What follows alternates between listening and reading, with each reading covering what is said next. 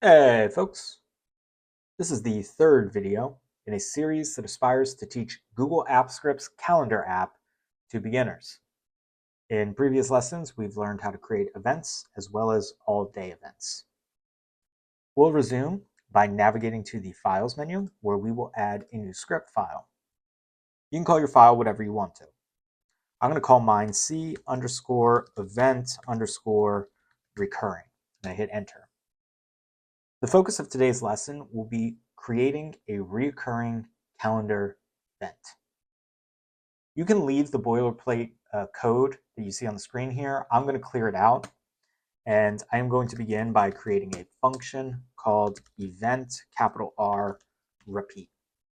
I'm going to open up a set of parentheses.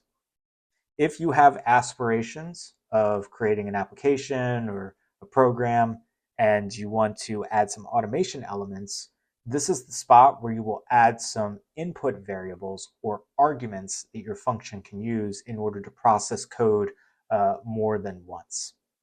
I don't have any aspirations of doing that in today's lesson, so I'm going to leave this space blank.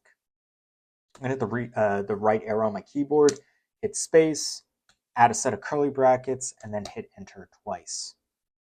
The first thing I'm going to do is add 2 slashes for a comment where I will establish the end date of the event. I'm going to hit enter and tab. So an element of a recurring event is defining when the event stops recurring. We are going to create a variable, which you can call whatever you want to. I'm going to call mine meet, capital E end. So we are going to define a date when the event stops repeating. In order to do that, we are going to type the command new, capital D, date. And then we are going to use date in order to establish an end date to our meeting. So on my Google Calendar, I want to create a reoccurring event the week of May 27th. And I want the event to stop recurring after the 31st. So starting on June 1st, I no longer want this event to be recurring. So I'm going to go back to my script and I am going to pass quotation marks and I'm going to type June 1, 2024. I'm going to hit the right arrow on my keyboard twice and I'm going to add a semicolon. I'm going to hit enter twice and I want my cursor on line 6 to be aligned with line 3. So I'm going to hit shift tab.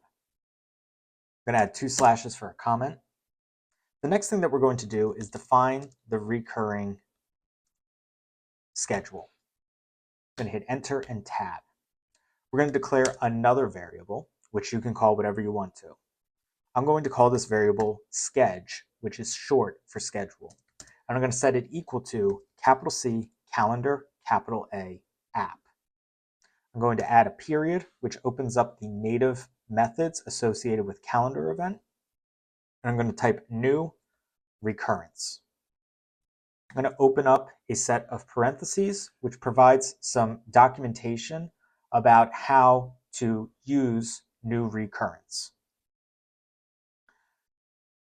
This documentation is creating a constant called reoccurrence, and it's setting it equal to CalendarApp.newReoccurrence.addWeeklyRule.only on weekday, and then it's saying only on Wednesday, and it wants to keep reoccurring until January 1st, 2014.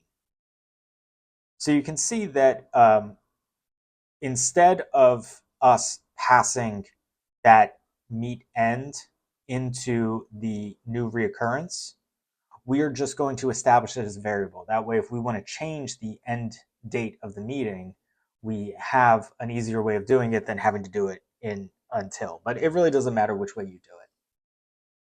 So we are going to begin by going to the right of the new reoccurrence method and adding a dot. This opens up a set of native options or methods available to new reoccurrence. So you can add daily exclusion, add daily rule, add date exclusion, add monthly rule. There's lots of stuff here that you can you can use. For my purposes, I want this to be daily because this is just a week of recurring meetings. So I'm going to add daily rule. I'm going to open up a set of parentheses, and you can see that add daily rule also gives you the option of times. So if you want to, for example, like we'll do this real quick, you can do dot times, open up, and then you could have this reoccurrence 3 times, right? So that's an easy option that's available to you if you just need 3 daily meetings or 3 weekly meetings or 3 monthly meetings, whatever it is that you're doing. We are going to go to the right of add daily rule, the dot add daily rule, and we're going to hit enter. This way it's just a little bit easier to kind of read things. We are going to continue by using dot and only on weekdays.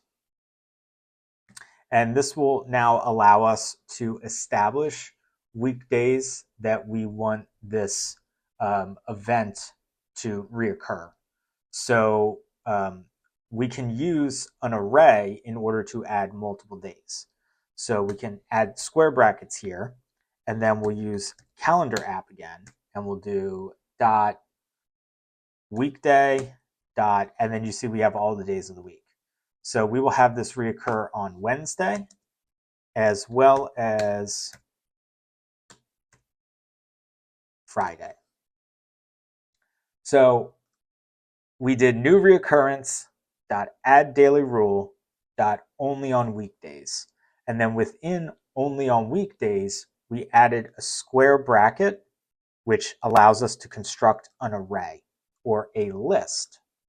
And then we used CalendarApp dot weekday dot Wednesday, comma, CalendarApp dot weekday dot Friday in order to establish 2 days that we want our reoccurring meeting to take place. We are going to go to the left of only on weekdays and we're going to hit enter. That way we have this nesting structure here where we can see everything that's going on with the schedule variable. We're going to add a dot, and now we are going to type until.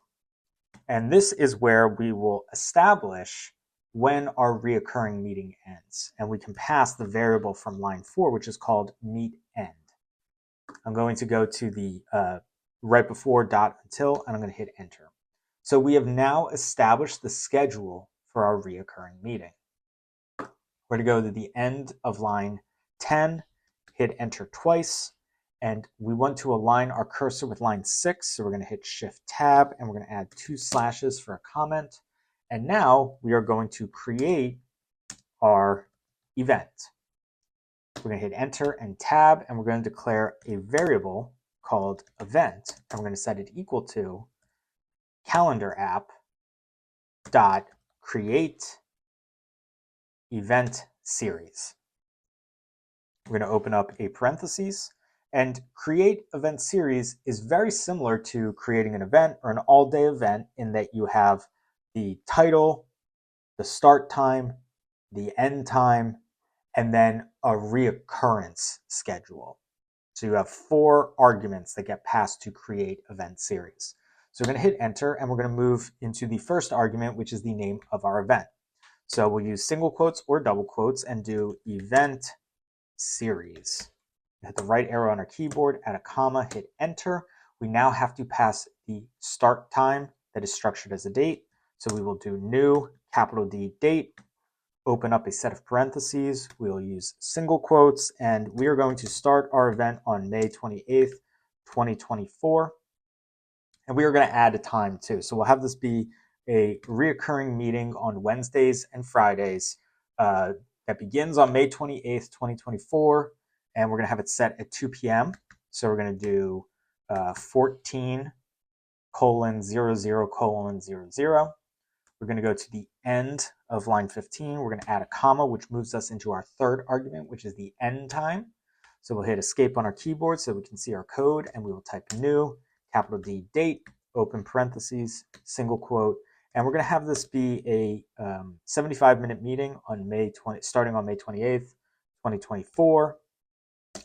So we'll do May 28th, 2024, 15:15:00.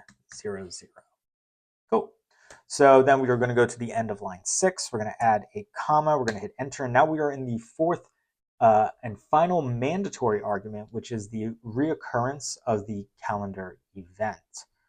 This is where we are going to use our schedule variable so that we have this nice clean code base here where our reoccurrence is in a place where if we need to make changes to it, it's not part of this giant block here. This is just a preference on my part. You might find it easier to have it all in one place. But the reason I saved in the variable is now you have the different components of this function in ways where anybody can come in and kind of see what's happening, right? So you can see that the end date of the event is defined, the reoccurring schedule of the event is defined, and the event itself is defined. So we can hit save now and run.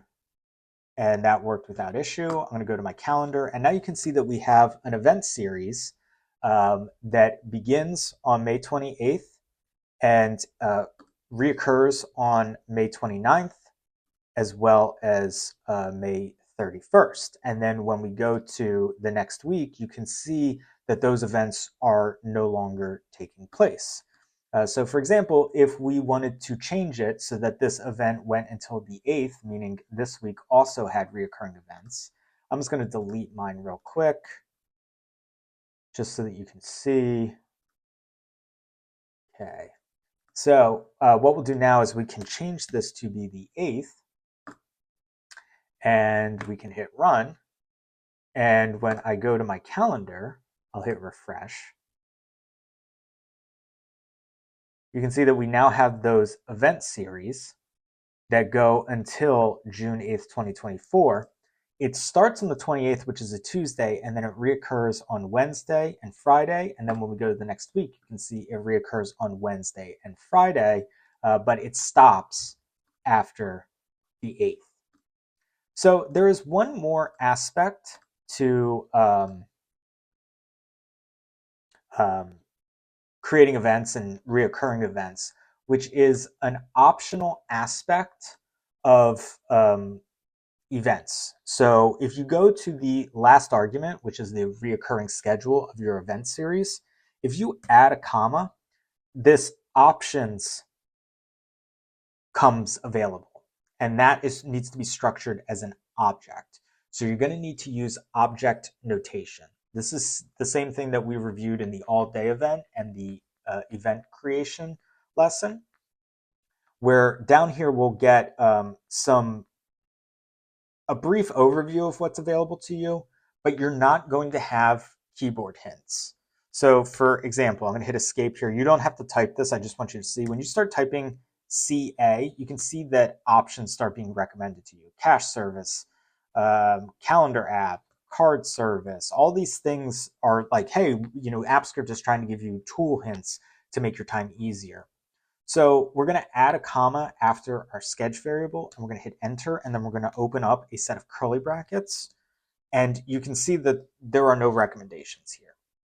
The only way that you are going to know what is available to you is if you consult the developer documentation. So this documentation here is for creating an all-day event, but it doesn't matter because it's the same. You have advanced parameters here for description, location, guests, and send invites. So these are the 4 advanced options that are available when you're creating an event. And just to make sure, you know what, I'm going to scroll up here. I'm going to make this, I'm going to paste this in the description. So we'll click on create event series. And you can see that these options these advanced parameters are the same as creating an event. You have description, which is structured as a string, location that is structured as a string, guests that are comma separated lists of emails that are one string, and then a Boolean, which means it's true or false for whether or not invites are sent to those emails. So we are going to add to our reoccurring meeting schedule here. So the first thing that we are going to do is try location, and you can see location does not come up as a suggestion. So you type location in, you add a colon, and you hit space, and then you add the location as a string. So I'm going to do Philadelphia. I'm going to hit the right arrow on my keyboard. I'm going to add a comma. I'm going to hit enter. I'm going to hit escape so that all that prompting disappears. The next thing we're going to do is add a description. So we'll add a colon after that, and then we pass it as a string, and we'll say this event is recurring on certain days. I don't know, it doesn't matter. We're going to hit the right arrow on our keyboard, we're going to add a comma, we're going to hit enter, and now we are going to add some guess. So we'll add a colon, and we will do single quotes, and we'll do mattbrigdy.dev plus 1. We add a comma, we hit space. You'll notice that this is all within the same string. So this is not an array. This is a comma-separated string. And I'm going to add at gmail.com. After my comma, I'll do mattbrigdy.dev plus 2 at gmail.com. Okay, cool. So we'll hit save and run. Worked without error. You can see we have our new event series where the location is available, and it goes all the way until June 8th. And you can see we have our guests here, mattbrigdy.dev plus 1, plus 2, and then we have our description, which this event is recurring on certain days.